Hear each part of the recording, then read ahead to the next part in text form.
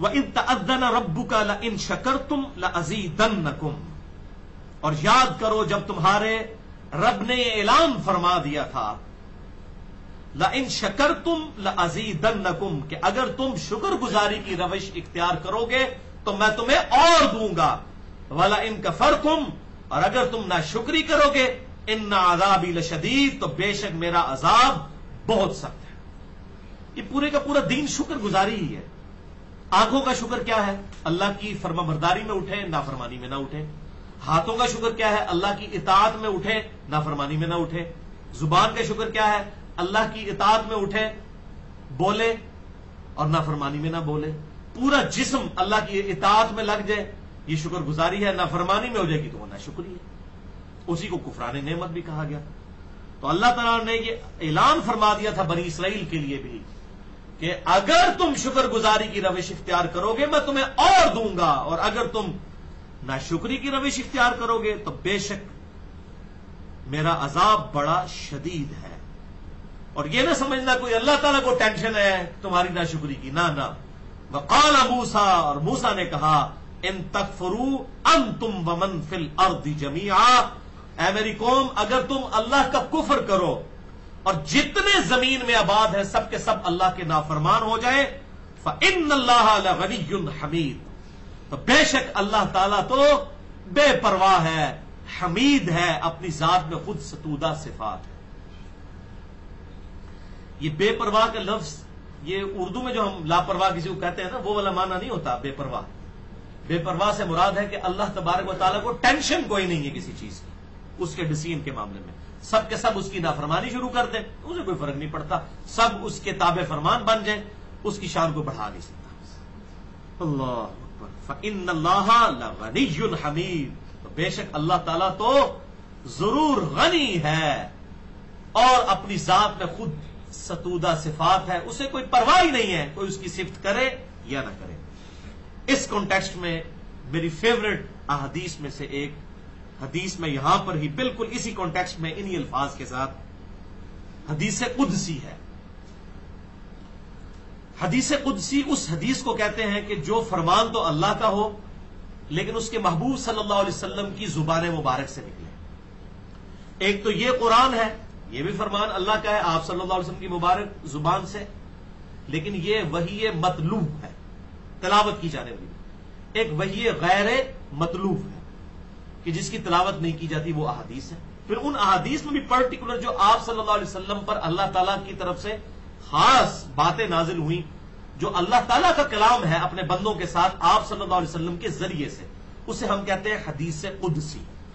تو اسی کانٹیکسٹ میں سورہ ابراہیم کی آیت نمبر 7 اور 8 کے کانٹیکسٹ میں بہترین حدیث قدسی میں سے آپ سمجھے ٹاپ آف دا لسٹ جو حدیث ہے، صحیح مسلم میں انٹرنیشنل نمبر کے مطابق 6572 ہے، اور مشکات المصابی میں بھی صحیح مسلم کے ریفرنس سے 2326 نمبر یہ حدیث موجود ہے۔ یہ حدیث اتنی مزیدار ہے، اتنی ٹیسٹی ہے اور ایمان تازہ کرنے والی ہے کہ میں اسے ورڈ بائی ورڈ الفاظ کے ساتھ لفظ ب لفظ اوریجنل بک سے پڑھنے لگا ہوں، صحیح مسلم سے 6572 انٹرنیشنل نمبر کے مطابق۔ اس حدیث میں کل 10 باتیں اللہ تعالیٰ نے بیان فرمائی ہیں اپنے محبوب صلی اللہ علیہ وسلم کی مبارک زبان کے ذریعے، حدیث قدسی۔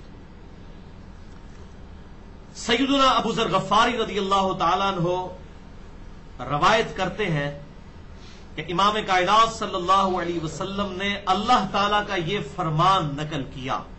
اب یہ گفتگو اللہ تعالیٰ کی ہے آپ صلی اللہ علیہ وسلم کی مبارک زبان کے ذریعے، کل 10 باتیں۔ نمبر 1، اے میرے بندو، میں نے اپنی ذات کے اوپر ظلم کرنا حرام قرار دیا ہے اور اسے تمہارے درمیان بھی حرام قرار دیا ہے، لہذا تم بھی ایک دوسرے پر ظلم مت کرو، زیادتی مت کرو۔ نمبر 2، اے میرے بندو، تم سب گمراہ ہو سوائے اس شخص کے جسے میں ہدایت دوں، تم مجھ سے ہدایت طلب کرو، میں تمہیں ہدایت عطا فرماؤں گا۔ اللہم اہدنا الصراط المستقیم صراط الذین انعمت علیہم غیر المغضوب علیہم ولا الضالین، آمین۔ نمبر 3، اے میرے بندو تم سب بھوکے ہو سوائے اس کے جسے میں کھلا دوں، تم مجھ سے ہی کھانا طلب کرو میں تمہیں کھلاؤں گا۔ اسباب ضرور ہے، وہ میرا لیکچر ہے مسئلہ نمبر 103، اللہ تعالیٰ کی طرف سے رزق کی تقسیم کا معاملہ اور تقدیر کا مسئلہ، لیکن مانگنا اللہ سے، اللہ اسباب پیدا فرمائے گا۔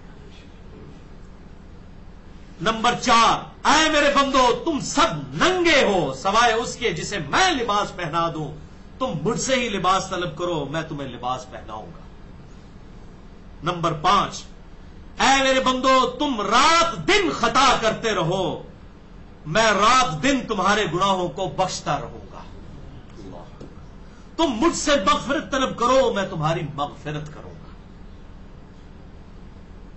نمبر 6، اے میرے بندو تم میرے نقصان تک نہیں پہنچ سکتے کہ تم مجھے کوئی نقصان پہنچا سکو، اور تم میرے نفع تک نہیں پہنچ سکتے کہ تم مجھے کوئی نفع پہنچا سکو۔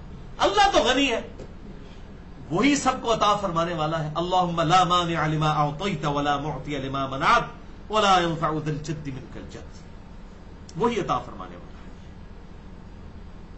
جس سے وہ لے لے اس کو کوئی دے نہیں سکتا، جس سے وہ جسے عطا فرمائے اس سے کوئی چھین نہیں سکتا۔ نمبر 7، اے میرے بندو اگر تمہارے اگلے اور پچھلے سب انسان اور سب جنات تم میں سے سب سے زیادہ پرہیزگار شخص جیسے ہو جائیں تو میری بادشاہت میں کوئی اضافہ نہیں ہوگا۔ یعنی پوری کائنات سب سے نیک انسان جیسی ہو جائے، سب لوگ، سارے جن سارے انسان، تب بھی اللہ فرماتا ہے میری بادشاہت میں کوئی اضافہ نہیں ہوگا۔ کوئی اللہ محتاج نہیں ہے ہماری نمازوں کا، لیکن ہاں ہم محتاج ہیں ان نمازوں کے۔ اللہ کی کامیابی، اس کی بارگاہ میں کامیابی کے لیے نمازیں تو ہمیں چاہیے۔ اللہ کو ضرورت نہیں لیکن ہمیں تو ضرورت ہے۔ نمبر 8، اے میرے بندو اگر تمہارے اگلے پچھلے سب انسان اور جنات تم میں سے سب سے زیادہ گناہگار شخص کی طرح ہو جائیں تو بھی میری بادشاہت میں کوئی کمی نہیں ہوگی۔ یہ نہ ٹینشن لینا کہ سارے کے سارے فرعون بن جائیں گے تو وہ اللہ کی بادشاہت کم ہو جائے گی، نہ، سب دوزخ میں چلے جائیں کوئی پرواہ نہیں، سب جنت میں چلے جائیں کوئی پرواہ نہیں۔ یہ وہی آیت جو اس میں آئی تھی سورہ ابراہیم میں، وقال موسیٰ ان تکفروا انتم ومن فی الارض جمیعا، موسیٰ نے کہا کہ اے میرے امتیوں اگر تم کفر کرو اور جتنے زمین میں آباد ہیں سب کے سب، فإن اللہ لغنی حمید، تو بے شک اللہ تعالیٰ غنی ہے حمید ہے، اس کو کوئی پرواہ نہیں، اسے کوئی ٹینشن نہیں، اسے کوئی فرق نہیں۔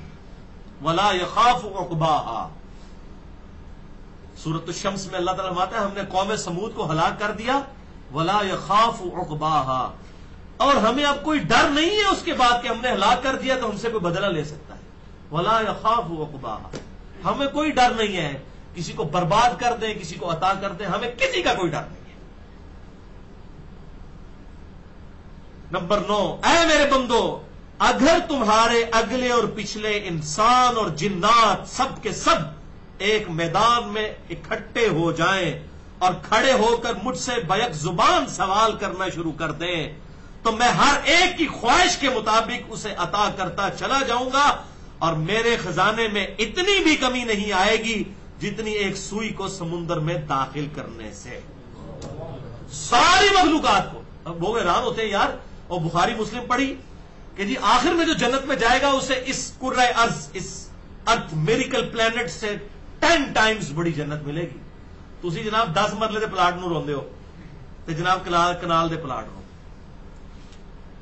40,000 کلومیٹر جس ارتھ کا سرکمفرنس ہے، یعنی ادھر سے چلیں تو 40,000 کلومیٹر، اس سے 10 گنا بڑی جنت ملے گی اس شخص کو جو سب سے آخر میں دوزخ سے نکال کر جنت میں لے جایا جائے گا، بالکل سب سے سمجھ لیں گیا گزرا، اس کے ساتھ یہ معاملہ اس زمین سے۔ اور وہ بخاری مسلم میں آتا ہے، وہ اللہ تعالیٰ جب اسے فرمائے گا نا زمین سے 10 گنا بڑی جنت، تو کہے گا یا اللہ مذاق کر رہا ہے، تو اللہ تعالیٰ فرمائے گا مذاق نہیں کر رہا، اللہ کے خزانوں میں کوئی کمی ہے۔ اور بھائی یہ گلیکسیز آپ ذرا شمار کرنی شروع کریں نا، 250 بلین گلیکسیز دریافت ہو چکی ہیں، 250 ارب، ان گلیکسیز میں سے ایک ہماری گلیکسی ہے ملکی وے، ایک گلیکسی، اور اس ایک گلیکسی میں 300 ارب سورج ہے، 300 بلین، ان میں سے ایک ہمارا سورج ہے جو سب سے چھوٹا ہے، لیکن یہ زمین سے 13 لاکھ گنا بڑا ہے۔ اس طرح کے 300 ارب سورج ہماری گلیکسی میں ہے، یہ ایک گلیکسی، اور اس طرح کی 250 ارب گلیکسی۔ سارے سپر کمپیوٹر اور کیلکولیٹرز فیل ہو جائیں گے، آپ ذرا کیلکولیشن کریں۔ اور سائنٹسٹ کہتے ہیں کہ سمندر کے کناروں پر ریت کے ذروں کی تعداد اتنی نہیں ہے جتنی پلانٹس اور ستارے اس کائنات کے اندر موجود ہیں۔ تو اتنی تو انسانوں کی مخلوقات ہی نہیں ہے، اس سے زیادہ اللہ تعالیٰ نے جو ہے وہ اتنی بڑے بڑے پلانٹس پیدا کیے ہوئے ہیں۔ اللہ کے لیے کوئی مسئلہ ہے جنت دینا؟ تو اللہ تعالیٰ فرما رہے ہیں کہ سب کے سب جن اور انسان اکٹھے ہو کر ایک میدان میں جمع ہو جائیں اور اکٹھا مجھے پکارنا شروع کر دیں، تو سب کے سب کی میں حاجت بھی پوری کروں گا، اور میرے خزانے میں اتنی کمی بھی نہیں آئے گی جتنی سوئی کو سمندر میں داخل کرنے سے۔ اور یہ کوئی تاریخی کتاب نہیں میں پڑھ رہا، صحیح مسلم 6572 نمبر حدیث، جو مشکات میں بھی موجود ہے 2326۔ اور نمبر 10، اب اس میں کڑوی بات بھی ہے اور میٹھی بات بھی ہے، اور آپ کو یاد ہوگا جو میں نے مسئلہ تقدیر کا آخری لیکچر دیا تھا نا، اس کا اینڈ بھی اسی حدیث پہ کیا تھا، مسئلہ نمبر 104C، اور وہ اس وجہ سے 10ویں بات اس کے اندر آئی ہے۔ اے میرے بندو، یہ تمہارے ہی اعمال ہیں جنہیں میں نے تمہارے لیے محفوظ کیا ہے، اور میں تمہیں ان کا بدلہ عطا کروں گا۔ یعنی قیامت والے دن اللہ تعالیٰ بندے کا اتنا قدر دان ہے کہ کہے گا کہ تیرے اعمال کی وجہ سے جنت مل رہی ہے، بندہ کہے گا یا اللہ تیری رحمت کی وجہ سے، اللہ کہے گا تیرے اعمال کی وجہ سے۔ واہ کیا قدر شناس ہے۔ اے میرے بندو، یہ تمہارے ہی اعمال ہیں جنہیں میں نے تمہارے لیے محفوظ کیا، اور پھر میں تمہیں ان کا بدلہ عطا کروں گا، لہذا جو شخص کوئی بہتری پائے تو اللہ کی حمد بیان کرے۔ الحمدللہ رب العالمین۔ جنتیوں کا بھی آخری جو ڈراپ سین ہوگا سورہ الزمر کے آخری رکوع میں، جنتی آخر میں جب جنت میں پہنچیں گے تو کیا کہیں گے؟ الحمدللہ رب العالمین۔ ساری تعریفیں اس اللہ کے لیے ہیں، یہ ساری رونق اس کی لگائی ہوئی، الٹیمیٹلی اسی نے ہی جنت دے دی، اسی کی مخلوق انا للہ و انا الیہ راجعون، اسی کی طرف سے آئے، اسی کی طرف پہنچ گئے، اسی کی پیدا کی ہوئی مخلوق، کریشن ایکس نہیلو، عدم محض سے وجود بخشا، اس زمین سے پیدا کیا، اس کی خوراک سے پروان چڑھایا، الٹیمیٹلی اسی زمین میں لوٹایا، پھر قیامت والے دن اسی زمین سے نکال کر جنت اور دوزخ کا فیصلہ ہونے والا ہے۔ اور یہ بھائیو بہت سیریس ایشو ہے۔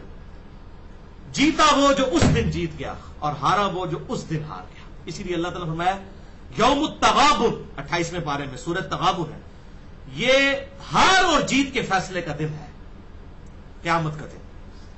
تو اللہ تعالیٰ فرماتا ہے یہ تمہارے ہی اعمال تھے جسے میں نے سیو کیا، اور آج بدلہ دوں گا، لہذا جو شخص کوئی بہتری پائے تو اللہ کی حمد بیان کرے، اور جو کوئی اس کے برعکس پائے، یعنی اللہ کی طرف سے کوئی تکلیف آئے اس دنیا میں یا آخرت میں، تو صرف اپنی ذات کو ملامت کرے۔ اگر کوئی ایسا معاملہ ہو تو اپنی ذات کو ملامت کرو، اللہ تعالیٰ کسی پر ظلم نہیں کرتا۔ اسی سے ہی بات سٹارٹ ہوئی تھی کہ اللہ تعالیٰ ظلم نہیں فرماتا،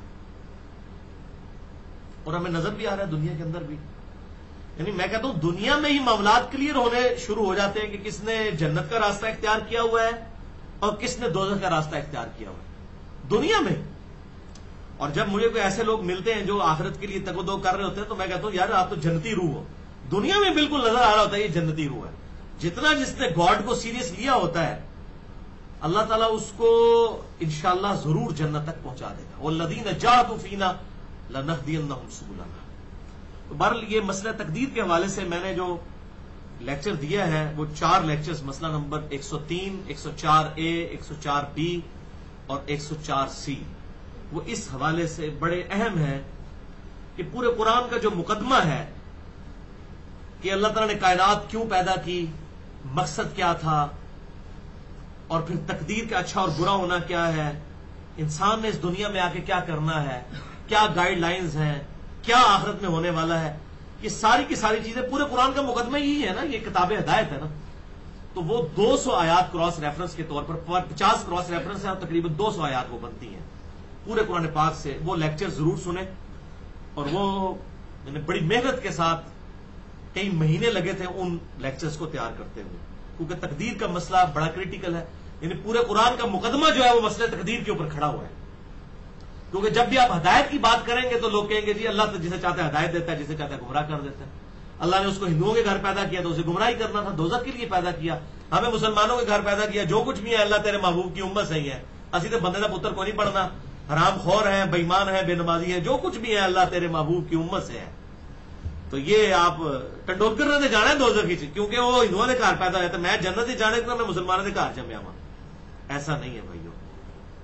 یہ آپ کو ایڈ ضرور ملا، لیکن جب دنیا میں آپ آئے تو ہر بندے نے اپنی ایفرٹ پٹ کرنی ہے. چاہے کوئی ہندوؤں کے گھر پیدا ہوا، چاہے کوئی کرسچنس کے گھر، چاہے کوئی جیوز کے گھر، ہر بندے نے ایفرٹ کرنی ہے تو اس نے حق تک پہنچنا ہے. ایمان اس کائنات کی سب سے ایلیٹ چیز ہے.